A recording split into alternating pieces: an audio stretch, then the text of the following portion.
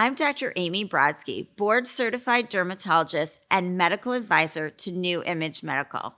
As a dermatologist, I see a lot of patients who are uncomfortable discussing their personal health care issues either with the doctor or the medical assistant who's in the room. Imagine you're a 24-year-old man who's losing his hair.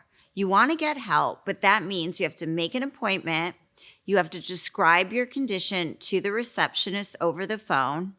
At the appointment, your doctor happens to be a female dermatologist along with her female medical assistant. For a lot of men, this experience can be humiliating. They may even avoid the treatment just to escape the potential embarrassment. And it's not just men. Women experience similar feelings at the doctor's office.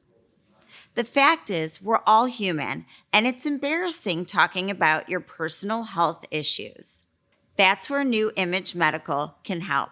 New Image specializes in telemedicine to treat a number of issues relating to hair loss, weight loss, aging, and sexual health. Patients can log on to a confidential virtual appointment with a licensed medical professional and receive the care they need without the fuss or embarrassment of a traditional office visit.